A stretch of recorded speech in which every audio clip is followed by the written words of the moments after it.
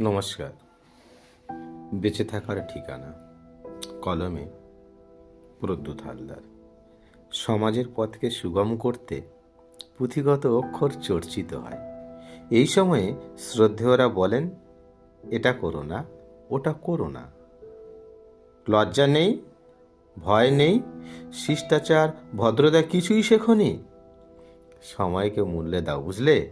না হলে সামনে চরম বিপদ। এটা পড়ো, ওটা পড়ো, এটা লেখো, ওটা লেখো, না হলে হবে না। আমিও বাদ দেইনি, বলেছি, বকেছি, শাসনও করেছি, কিন্তু কতটা কাছে টানতে পেরেছি তা আমার বোধগম্য নয়। সর্বদা প্রার্থনা করেছি সবাই ভালো থাক, সুস্থ সবল থাক, সুগম দুর্গম পথে সকলের মধ্যে মনুষ্যত্বের সূর্য উদয় হোক।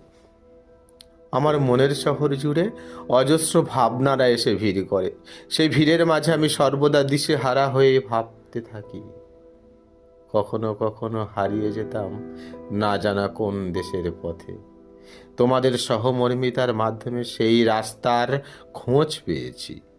তোমাদের স্নেহ, মমতা, ভালোবাসায় আমাকে আগলে রেখে আমার ব্যথা, যন্ত্রণা, হতাশা ও কষ্টের সুরাহার পন্থা দিয়েছ।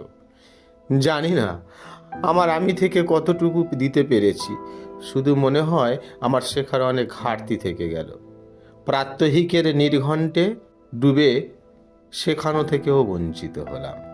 এজন্য আমার হৃদয় সাগর দুঃখের বান ভাসিতে থই থই। কেন জানো? এ মনটা যে বন্ধনে বাঁধার জন্য কাঙাল। শেষের ঠিকানায় শূন্যতার ছবিতে চিন্তাগ্রস্ত একাকী মন। এভাবেই একে একে চলে যায় আমার অন্তরের বন্ধু, আমার হৃদয়ের প্রেম, আমার ভালোবাসার সঙ্গী সাথীরা। আমি স্বপ্নে বিভোর হয়ে চেয়ে থাকি তোমাদের আকাশে। ওই আকাশে যে আমার সূর্য, চাঁদ, অজস্র তারার ভরা, যাদের আলো উজ্জ্বলতায় উচ্ছ্বসিত হয় আমার প্রাণটা। সময় সব কিছু হরণ করে স্মৃতির পটে তুলে রেখে যায়। দিনের প্রতিটি মুহূর্তে সযত্নে গেঁথে চলি স্মৃতির মালাখানি।